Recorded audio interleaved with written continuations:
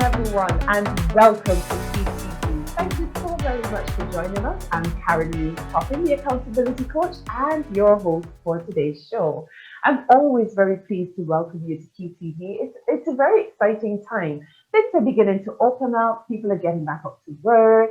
The vaccine rollout across the world seems to be going really well, and we trust that figures will continue to come down. For the places where the COVID cases are going up, we continue to pray for them, that they will find the right solutions to get their cases down to a manageable level, and then they will access all of what they need in order to get the vaccine rollout in their areas.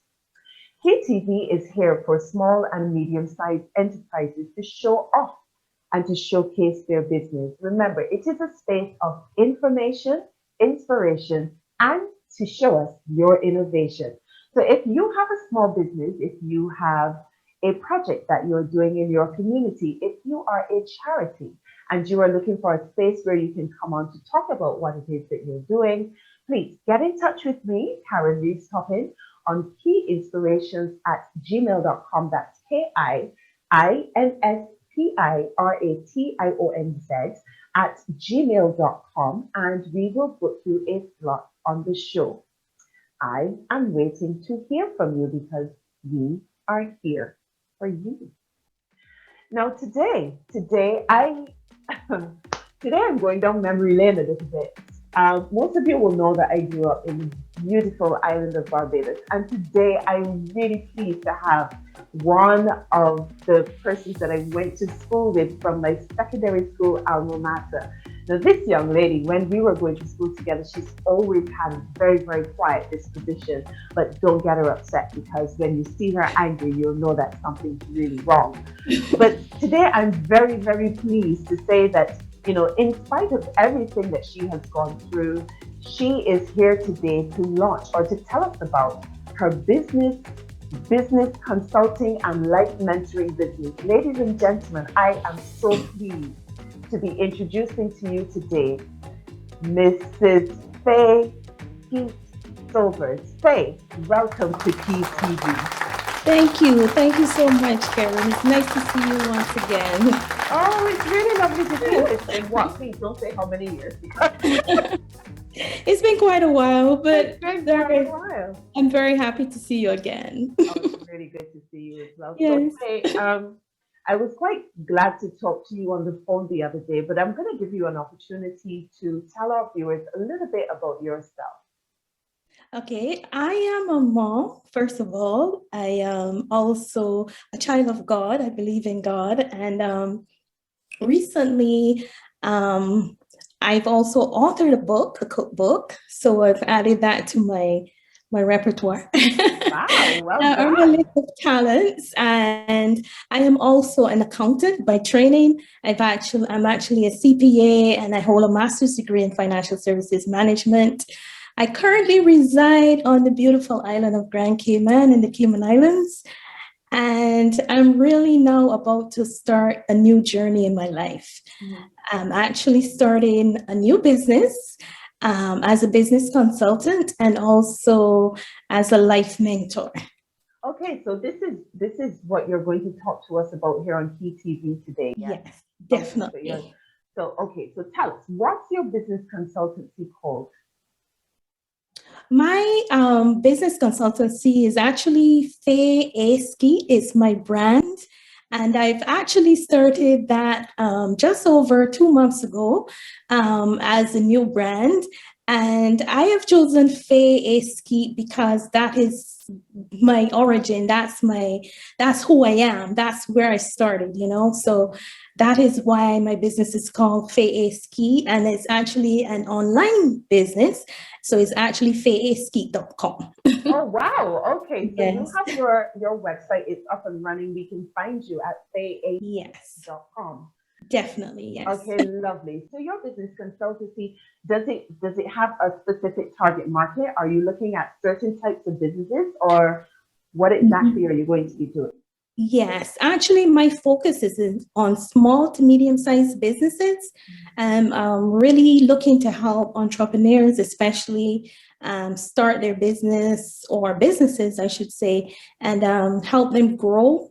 That could include maybe something as simple as a business plan, or, help him with accounting work, because that's my field, right? That's my training. So I'm here to help those who are interested in starting a small business, and helping them through the process, whether it's admin, social media. I will be able to help you and point you in the right direction. Oh, that's great. Yeah. Fantastic. So you're at So the moment sitting in Grand Cayman. The businesses that you want to reach out to, are they also in Grand Cayman, or can you also speak to other businesses across what areas of the world can you service? actually, I am looking at a virtual service. Well, I'm offering virtual services right now.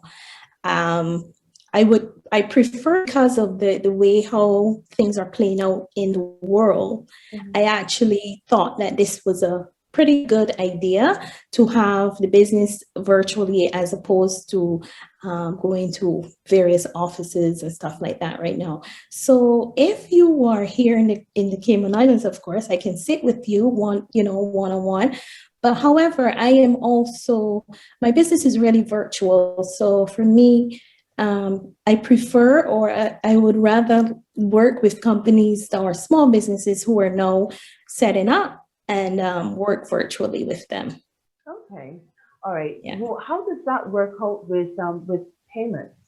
Because of course, Actually, yeah, go on. the payment, you can pay via credit card or PayPal, or there's also something called to checkout. So there are a few platforms up there that you can probably use to pay and for the services that I offer.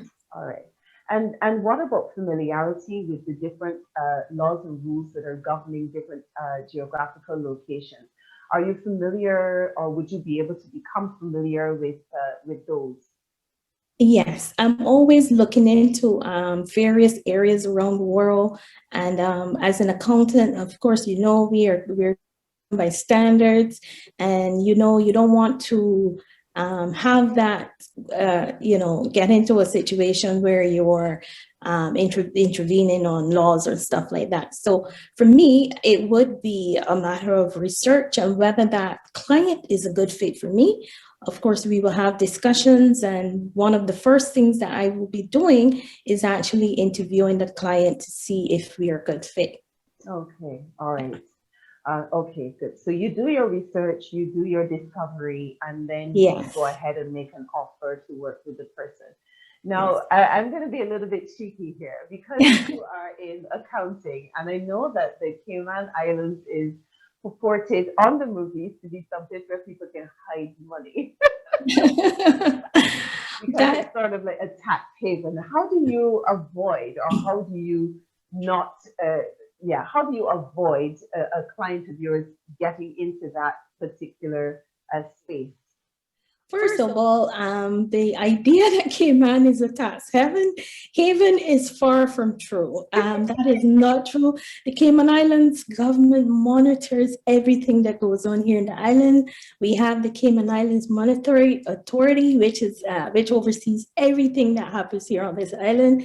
So it is not as easy as people purport on those movies that it is to have to have your money buried in the Cayman Islands. It's not like that at all.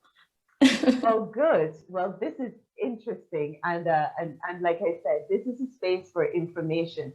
So it's really good that you're able to clear that up, because Yes. the last thing we want is for people to be trying to reach out to you Yeah. to try to Def- get that yes, sort of definitely. You service. have to be very cautious with dealing with clients internationally, because you always have that thought where people think that they can do things that are not according to the law.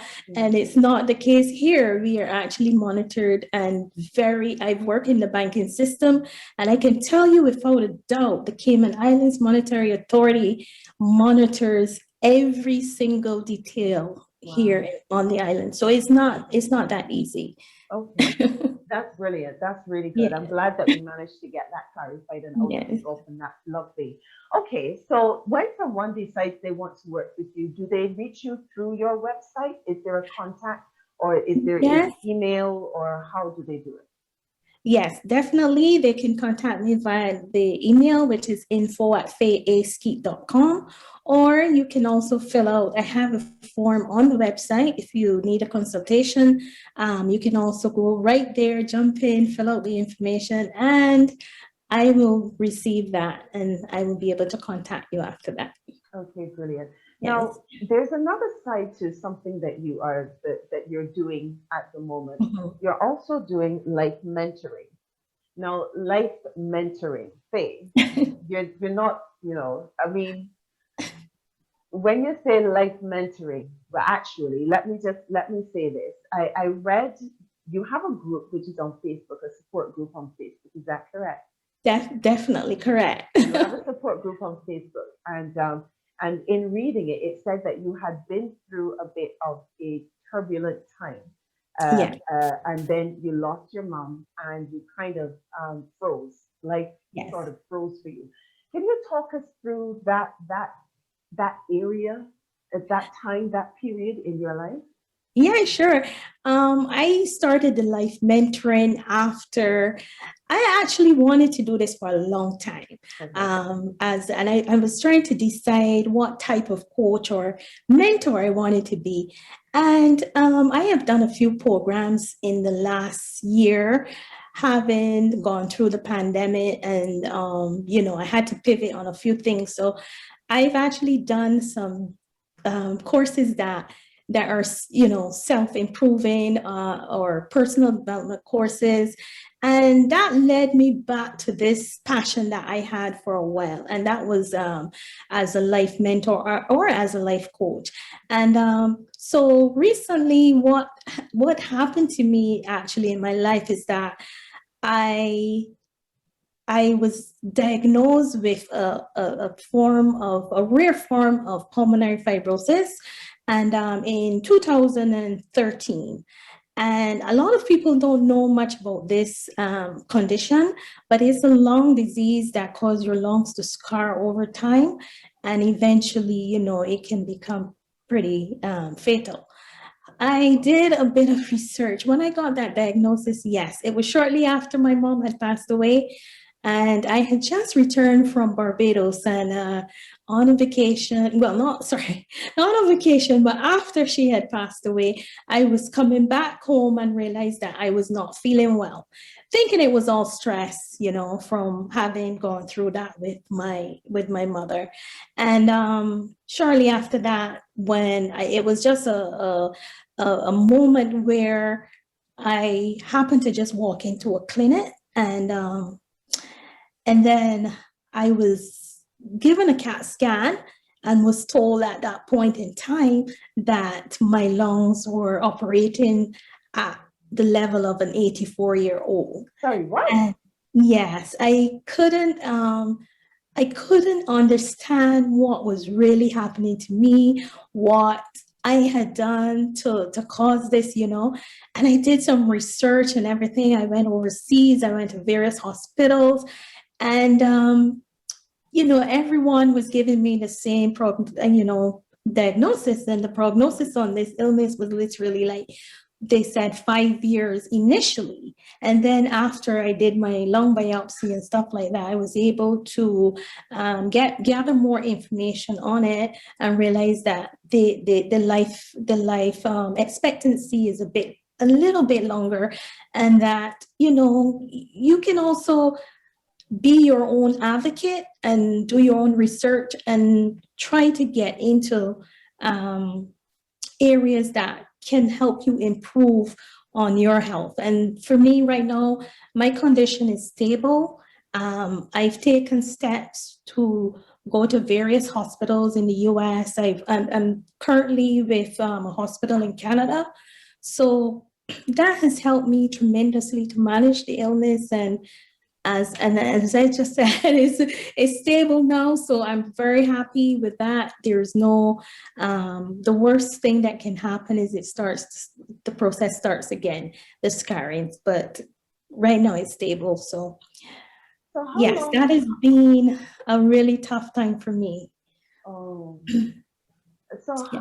how long have you lived with this condition now? This is now going 7 years that I've Wow. been dealing with it. Initially, it was very, very hard because it involved traveling from the Cayman Islands to hospitals overseas because there was no specialist here on the island. We didn't have a pulmonologist at the time. So I had to travel like sometimes every 3 months, sometimes every few weeks, just to Mhm. be treated over there and get the best health care. Currently, we have a pulmonologist here on the island, so that makes it a lot easier for me regarding travel and so forth. Oh, God is good. Yes, That he is. apologist has been Yeah. stationed on your island at the moment, make it easier for you. So, is Yes. there any? I've not heard of this condition before. Actually, are there any specific triggers for it, or is it something which is hereditary? Are you born with it? Do you develop it? How does someone recognize that they may need to be checked for this? Okay, so what happened to me was that I was getting short of breath. I was exercising. I really used to do a lot of walking, and I Mhm. would walk like 5 miles a day. And, I was doing all this stuff. And then I decided one day that I wanted to, instead of walk, I wanted to jog. But I realized that I was not going anywhere. I was out of breath. I was feeling tired.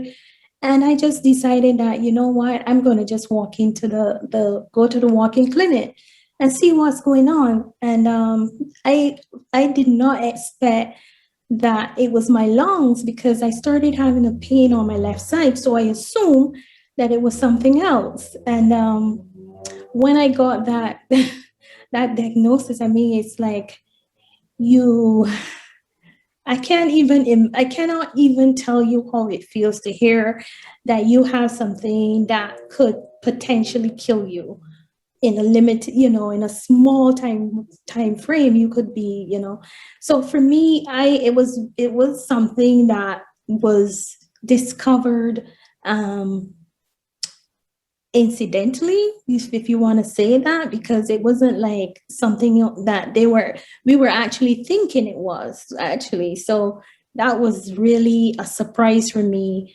And I could not this the thing about interstitial lung disease, as it's called, is that not all types of interstitial lung disease, they're not all hereditary. These are things that can be developed sometimes, things like fungus, birds, things that you normally would be allergic to in Mhm. the atmosphere, dust, things like that can actually trigger some of these Mhm. types of diseases. So there are a number of interstitial lung disease, and the type that I have is called non-specific interstitial pneumonitis, which is NSIP for short. And yes, that is because it is of unknown origin. They don't know for sure how it started, but I believe, as they say, over time, it will eventually manifest. And that could be something as simple as an autoimmune illness that is driving it. Because autoimmune illnesses, they attack your body. So something is going on in the background that has not yet come to the Manifested. forefront. Yeah, it Yeah. hasn't yet manifested. Yeah. Okay. Um, all right. So you were diagnosed with this, and you have found a way to stabilize it Yeah. through medical visits to medical professionals and so on and so forth. How did this affect your family life? I mean, you're a mom. How many kids have you got? I have two kids. My son, he's 26, and my daughter, she's 19. So you have Yeah. a 26-year-old? Yes, and he's married. Oh, He's married. Yes, he's 26. wow. Okay. Yeah, Yeah. so my son, he's currently residing in Canada, and my daughter, she was there also, but she's back here now with us. She was actually waiting to go off to school. She should be going off to school shortly in the UK, actually in Scotland. Yeah, Okay. yes. You must tell her to give me a holler on the phone when she gets this, when she gets Yeah. it. Yes, I will definitely. Yeah, but how So did you yes, decide? Yeah. my family life was really yes, it was impacted a lot because as here in Cayman, for instance, there we don't have a large family here, so the support initially was tough having that support where I have my family back in Barbados and in Canada, so it wasn't as easy for me dealing with it because I had the support like from my oldest sister. My sister was there for me. My oldest sister, she was there praying for me every day. She would call me. She would have prayer warriors for me. She would have, everybody in her church was praying for me. My church here, my local church, Mhm. everybody was praying, and I had that support, but my family, which are not here, they were not able to be here physically, but my sisters and my family overseas, they really helped me through it initially. And but it was hard, you want to be around your family and have them around, but it wasn't possible at the time. But my daughter, I was just praying that this whole thing would not affect her education. And so I kind of like I spent as much time as I could with her, just nurturing her and trying to make sure that she was grounded. She was well grounded to go on to the next level in her life. And my son as well, he was oh boy, they were really a blessing, having them. They encouraged me to write a cookbook, which I did after being diagnosed with this illness. They would say things like, "Mom, we need to have your recipes. We need them down. We need to have them." So they encouraged me a lot to do a lot of things. I also started pursuing art, and this was through my kids again, encouraging me to do the things that I love and things that brought me happiness during that time. So yes, it was tough initially, but we got through it. Okay. Yeah. Well, you're very artistic, obviously, and your Yeah. children seem to be the catalyst for you being able to explore your artistic side and still, and use that rather as a means for getting into business. So you've written a cookbook. Yeah. Um, is it published? Yes, my cookbook is currently on Amazon. It's called Highly Flavored, and it's a West Indian cookbook. And instead of actually, I do have a number of different recipes from all over because, as I may have mentioned before to you, is I've lived in Canada. I've also lived in Jamaica, and I live in Barbados, Oh and my now I'm here in God, the Cayman Islands. you have So I have traveled. taken, yes, I've taken a little bit of every island that I've actually lived in, and Okay. I've compiled it into my cookbook. So I have this cookbook that has about 100 recipes, and I actually have another cookbook which should be published.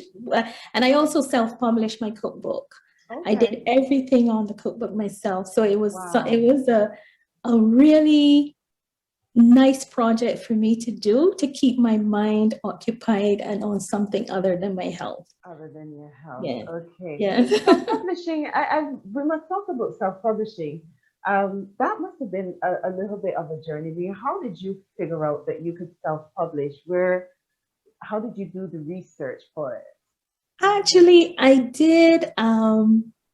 Initially, I had contacted a few places to publish my book, and at the time, I wasn't willing to, to invest in it heavily like that because it was something that I was initially doing for my kids, not necessarily to make money from.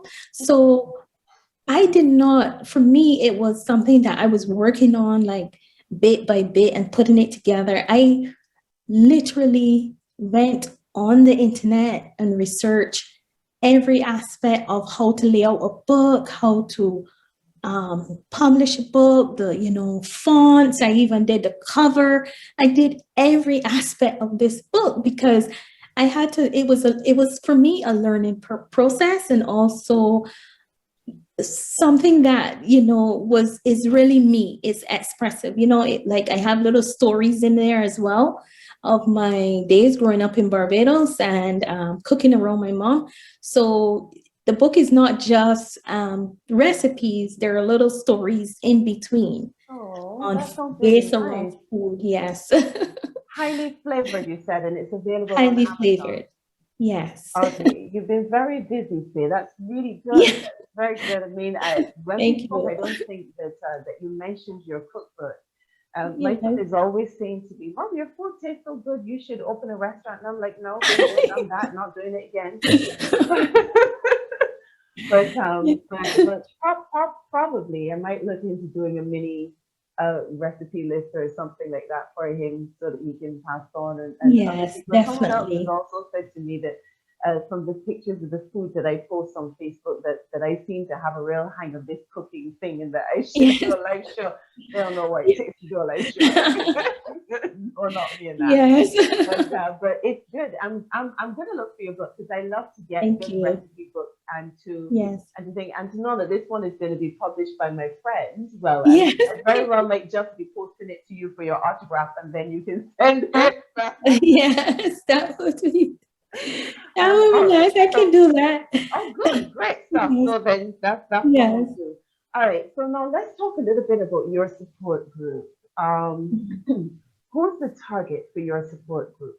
I'm actually working with women, and I would say my average age would be anyone over 30 who have had life experiences as well. Because um, a lot of us, sometimes we've gone through life, we've had trials, and a lot of times we don't talk about things that have affected us, in our journeys. And to me, I find when I started the group, my aim was to have a safe space where women can come in and breathe. As I said, I call the group Breathe, Heal, and Grow. And Oh, I chose those specific words because breathing relates to my health and my condition as well. And it also is an opportunity for you just to relax. okay. And how do we find the group? The group is on Facebook. We're called Breathe, Heal, and Grow, and you just look for the in the search option. You just look for the group. Breathe, Heal, and Grow, and it's under the Is it name. free to join or? Yes, it's actually a private group. It's not open to the public, so it's just for women. So it's a private group. You just request entry, and that is usually granted. Once you're a woman and you're interested in joining and spreading the word and sharing, you're welcome to join anytime. It's there for us women. I'm also posting stuff related to business on there as well.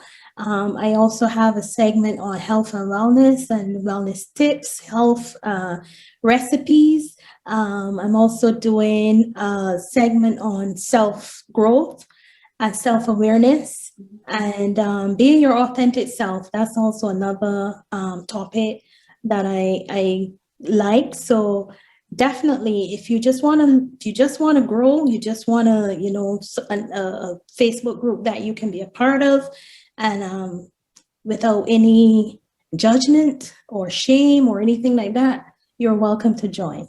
Oh, that sounds very, Yes. very inviting. That's amazing. Thank Thank you you. so very much, Faye. It sounds like you're doing pretty good work, a lot of work actually, Yes. and still you're able to balance your health and balance your family. This is Yes. something that I know that lots of small businesses struggle with. So when you find, I need a tip from you, when you find that it is getting to be too much. First of all, Mhm. how do you recognize that it's getting to be a little bit too much for you, that you've been overactive? And then what do you do to bring back the equilibrium?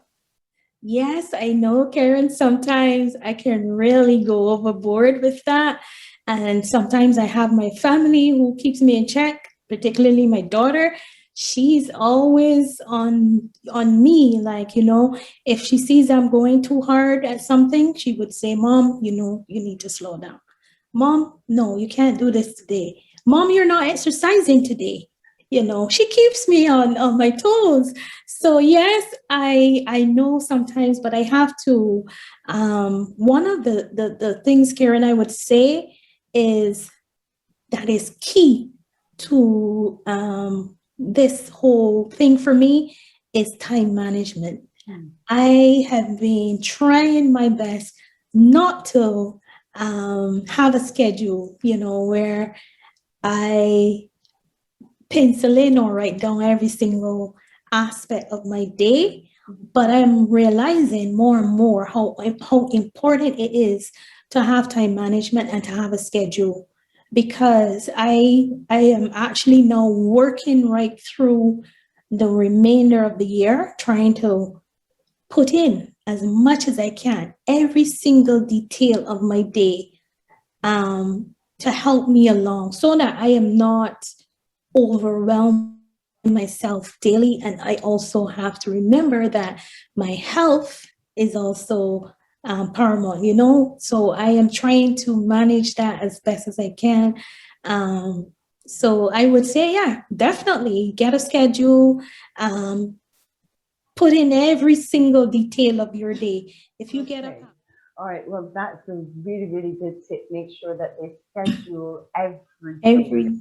And the other thing that I heard is that, you're accountable to your family. Your daughter, you said it Yes. in Accountability. yes, accountability. Definitely. Your daughter specifically is the one that will come and say, Mommy, you're doing too much. Mommy, you're doing this. Yeah. And make sure that you don't go overboard. So if Right. you are a self-employed individual, if you are a solopreneur, a mompreneur, a dadpreneur, but if you are in business on your own and you find that sometimes you're feeling a little bit of overwhelm, make sure that you get yourself, first of all, get yourself a scheduler. If you want to know a good scheduler, you can get in touch with me. I've actually tested quite a few schedulers. So you can get in touch with me to let me, and I can let you know what is a good scheduler for your specific situation. And make sure that they write every single thing down. And the second thing is have someone who you are going to be accountable to.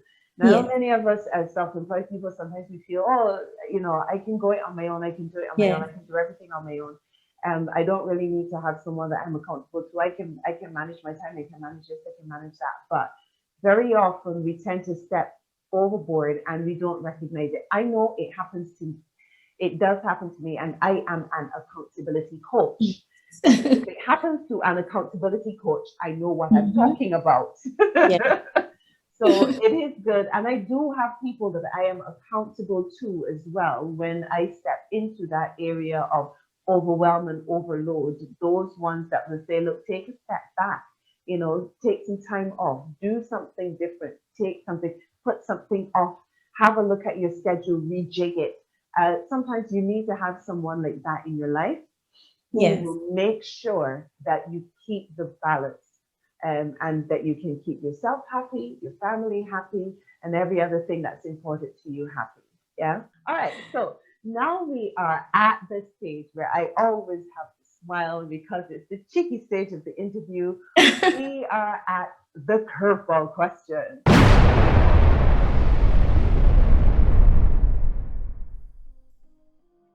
Oh boy. I did tell you about the curveball question though, didn't I? I don't think so, but go ahead. All right, so the curveball question.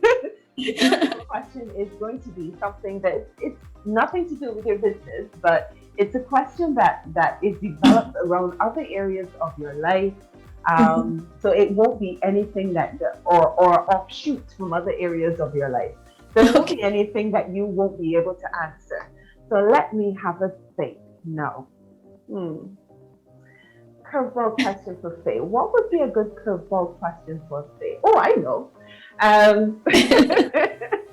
I sometimes I have them ready, and sometimes I have to think about them on the spot. So this one I just had to think about on the spot.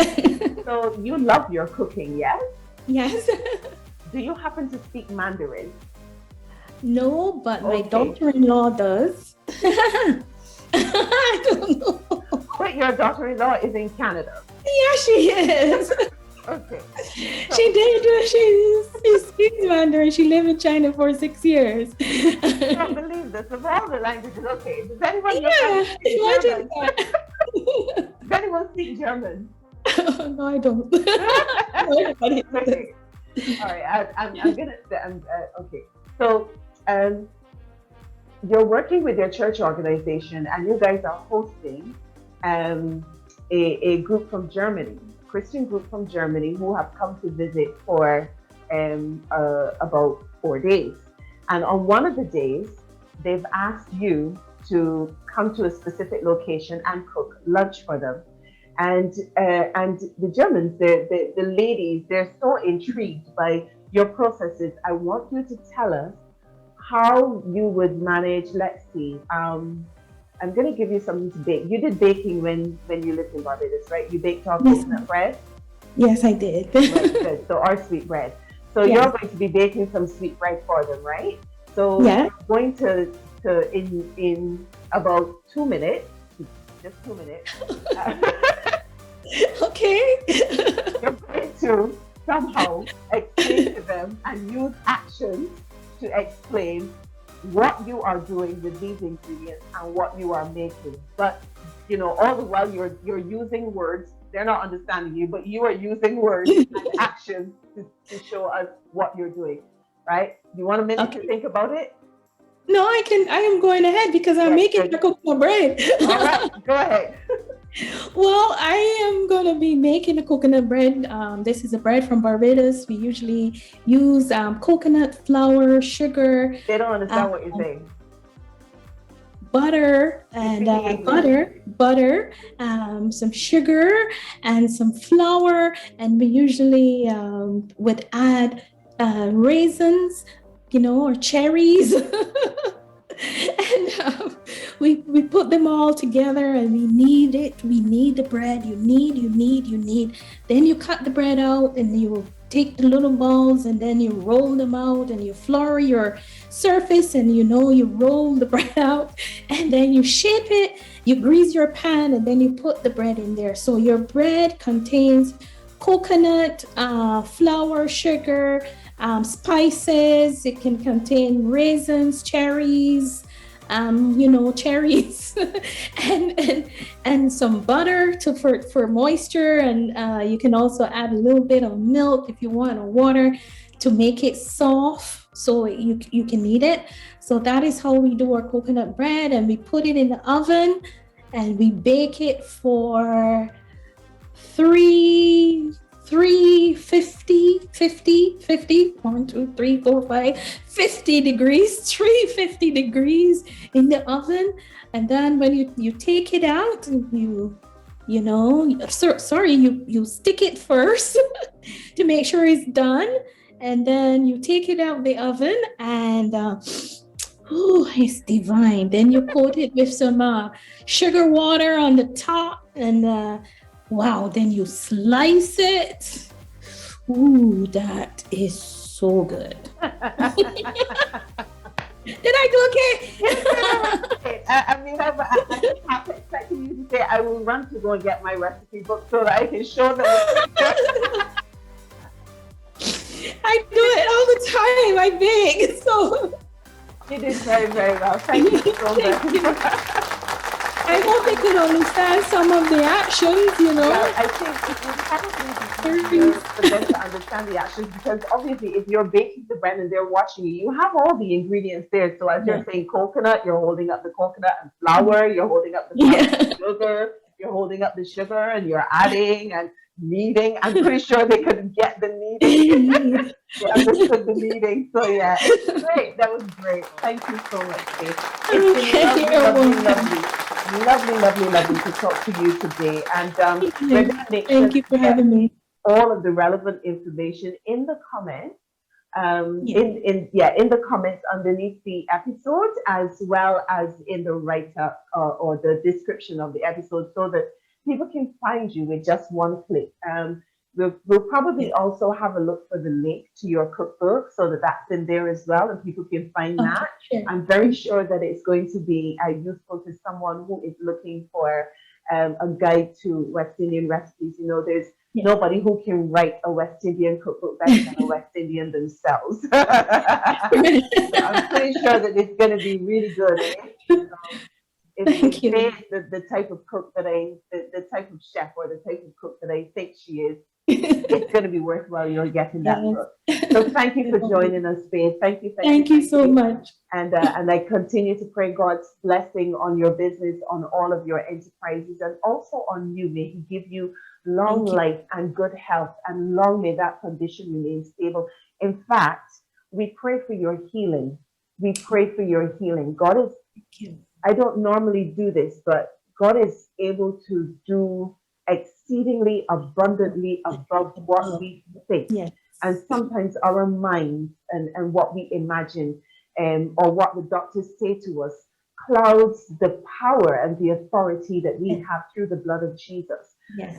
But today I want to declare that you can be well, you can be whole, and it can be achieved through the blood of Jesus Christ. And that is what I pray for you, that you will be well, that you will be whole, absolutely whole in the name of Jesus. Thank you so much, Karen. Thank you. And thank you so much to those of you who have joined us for this episode of KI Tee Vee. Well, this has been a very spirited talk. Wonderful. Yes. With Faye, and for those of you that want to get in touch with her, you'll know how to do it. All of the comments, all of her links are going to be in the description and also in the comments. So thank you. And if you would like to get your own slot on KI Tee Vee, once again, get in touch with me on my email address, kiinspirationz@gmail.com, and we will get back to you. So until the next time KI Tee Vee comes your way, this is Karen Reeves saying to you, be safe, be brave, and bye for now.